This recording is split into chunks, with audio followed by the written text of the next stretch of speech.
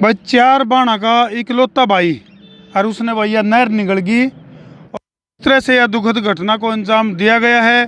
पीड़ित परिवार मार्गेला मौजूद है और भाई पीड़ित परिवार का जो आरोप है वो ये है कि भाई किसी न किसी बहुत बड़ा षड्यंत्र रचा गया है और 4 बाणा का इकलौता भाई जिसको कि एक षड्यंत्र के तहत इस नहर में डुबो कर मारने की साजिश का आरोप ला रहा है पीड़ित परिवार। और 24 साल का वो हैप्पी जिसकी वजह से पूरे परिवार में खुशियां थी, लेकिन वह सारी की सारी खुशियां आज मातम में तब्दील होगी। फिलहाल ये तस्वीर तो हम देखने लग रहे हो, पानीपत के पास है गांव सिंहपुरा सिठाना और पीड़ित परिवार मार्गेला मौजूद है जो कि फिलहाल खून के आंसू रोने लग रहा है। कैमरामैन अमित जी कहूँगा एक बार थोड़ा सा नज़दीक लिया हुआ। क्या नाम माता जी आपका? आशा जी। माता जी किस तरह से घटना, ये कब की बात है, क्यों कर मामला बने यू? तो हम देख सको भाई एक माँ का कालजा किस तरह की सिचुएशन बन सके है, तो हम अंदाजा इस बात का लाना बहुत मुश्किल है। किस तरह से 24 साल का जो हैप्पी है, लाचार और बेबस पिता और माँ किस तरह से खून के आंसू रोने लग रहे हैं और उनकी 4 बाण कौन सी उनमें हाँ जी एक तो ये अच्छा, तो किसी के लिए कोई उनकी दुश्मनी थी बहन जी? ना जी है? ना जी कोई किसी के लिए कि मैं लेना देना कि मैं कुछ भी ना था, कुछ भी नहीं थे, कुछ भी मीठा बना के उसको लेके 9 तारीख थी, उस दिन संडे था। अच्छा खाना खाया, नहाया, अच्छे कपड़े पहने, बस फोन आया। यानी कि दोस्त का फोन आया। हाँ। और ये भाई तू ध्यान दे पीछे, ये दोस्त को नहीं होंगे भाई, ये दुश्मन हुए हैं। ये दुश्मन है, दोस्त नहीं कह सकते, क्योंकि दोस्त हो अगर जो सही रास्ता पर लेके जावे।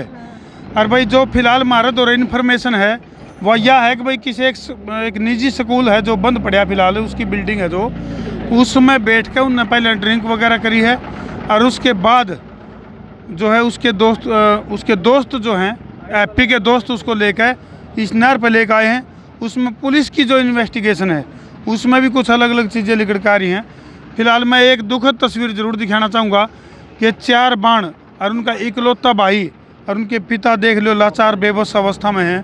फिलहाल पूरी तरह से इन पर खड़ा भी नहीं आ जाता, तो के इनका दिल पर बीत रही होगी उसका अंदाज़ा लाना मुश्किल है। गांव के कुछ और व्यक्ति भी मौजूद हैं। इस घटना के बारे में क्यों करके एक बार नहर का दिखा दे भैया, वो नहर है जिसमें कि हैप्पी यानी कि उस परिवार की खुशियाँ डुबो के इस नहर में इस परिवार की खुशी डुबो दी। क्या नाम है जी आपका? मेरा नाम अरमान है जी। अरमान भाई, क्या लगा आपने किस तरह का षड्यंत्र का शिकार हैप्पी होया होगा? षड्यंत्र का शिकार ऐसे है जी कि जैसे उस दिन हमें पता चला 5 बजे और ये जो लड़के हैं ये हादसा बताते हैं कि 2:30 से 3 बजे के बीच का दिन दाढ़े यानी कि लगभग 2:30-3 बजे। हाँ 2:30 9 तारीख थी जी, इतवार का दिन था जी। और यहाँ पे जैसे पता चला हमें तो हम सारे इधर भागे। तो यहाँ आके उन लड़कों से पूछा कि भाई हादसा कहाँ हुआ है, तो पहले तो लड़के बताने लगे कि ये पुल के ऊपर से हुआ है हादसा। अच्छा, ये देखो भाई एक मिनट कैमरामैन थी कहूँगा एक बार दिखा दे वैसे में जो लोहे का पुल है यू एक बार तो न्यू कहा गया अब भाई ड्रिंक करके और नहर का यू जो लोहे का पुल है इसमें तय कुदाड़ मारने खातर या पानी में गोता मारने के लिए ऊपर चढ़े हैं। तो उन लड़कों ने बताया कि पुल के ऊपर से ना उसने कपड़े पहन रखे थे, जीन्स की पैंट और वाइट टी शर्ट, तो ऊपर से उन्होंने जंप लगाया है। अच्छा। तो जो उनके साथ वाले लड़कों ने बताया है। और बाद में जैसे दूसरे लड़कों से पूछताछ करी है तो वो बोलने लगे कि इस साइड में आगे हैं करीब 500 मीटर पे सीढ़ियाँ हैं। अच्छा। तो वहाँ से जंप लगाया है। बिल्कुल देखो भाई एक बार कैमरामैन अमित कहूँगा देख जो कर श्यामी सीढ़ी है नहीं पानी में उतरने खातर, इसे तरह की सीढ़ी है आगे जगह जगह इस नहर में। मूणक नहर है ये, पानीपत की मूणक नहर है और एक तरफ तो सिठाना गांव है और दूसरी तरफ सिंहपुरा, जिनकी दोनों गांवों की एक पंचायत है और आड़े की यह घटना बताई गई है। तो उसके बाद पुलिस इन्वेस्टिगेशन में क्या लिखा का अभी तक? पुलिस इन्वेस्टिगेशन में निकल के ही आया है, जैसे मतलब पुलिस ने छानबीन करी है, हमें बताया है कि जो लड़के ने ना पुल के नीचे से छलांग लगाई है, पुल के नीचे से। अच्छा। मतलब रेलवे लाइन के पुल के नीचे से। और उसने जो पैंट थी वो थोड़ी नीचे सरकी हुई थी और टी शर्ट बांध रखी थी। पुलिस ने ये छानबीन में हमें बताया है। अच्छा। और जो हमें डेड बॉडी मिली है 2 दिन बाद, तो वो हमें अंडरवियर और बनियान में मिलती है। तो मतलब यहाँ पे कई सारे शक की सुई घूम रही है। माता जी पढ़ाई में किसा था हैप्पी? ठीक था। कौन सी क्लास में पढ़ा करता? पढ़ाई पूरी कर ली थी? पढ़ाई कर ली थी जब काम ही करता था। 10 8वीं कर ली थी जी। अच्छा 8वीं पढ़ कर फिर काम को रह करता कुछ? हाँ जी, कहीं मजदूरी मिल जाती, कहीं भी काम करे था जी बस। यानी कि दिहाड़ी मजदूरी करके किसी न किसी तरिया भाई अपने बूढ़े माँ बाप का सहारा बन रहा था वो हैं? तो किसी के लिए कोई पहले भी कोई कहे सुनी हुई? ना जी, कभी नहीं, कभी नहीं। गांव से तसल्ली कर लो, कोई भी नहीं बताता अभी लड़ाई झगड़ा किसी के साथ, बोलता भी नहीं था वो किसी के साथ नहीं बोलता था जी। तो ये जो दोस्त तो आप लोग बता रहे हो दोस्त, मैं तो नहीं कहूँगा इसे दोस्त को नहीं होंगे, लेकिन जो इस तरह से जो पीण खान का जो दारू वगैरह पहले भी उनके साथ पी कभी? ना जी, हैं? ना उसके साथ कभी भी नहीं जाता था। अच्छा। हाँ जी, अमित लेके जो अमित का फोन अमित लेके जाया करता था उसको जी। अमित का फोन आया, मैं बोला, मैं कहा किसका फोन आया? कहता है अमित का फोन आया।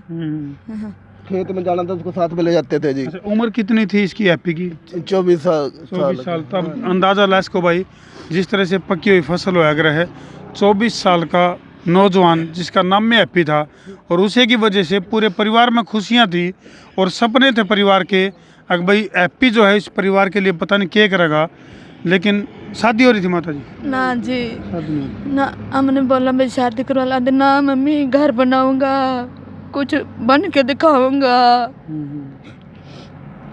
बिल्कुल एक माता जी के अरमान तो हम देख सको भाई, किस तरह से खून के आंसू फिलहाल माता जी रोने लग रही है, लेकिन यह दुखद घटना बहुत कुछ बयां करे है भाई, क्योंकि इसमें जो शक की सुई है पीड़ित परिवार का है कि भाई जो दोस्त बन के उसने घर तक बुला के ले गए हैं, बुला के ले गए अपनी मर्जी तक? बुला के ले गए हैं जी, बुला के ले गए हैं जी। बुला के ले गए? हाँ जी, अमित है उसका नाम। अच्छा। हाँ जी।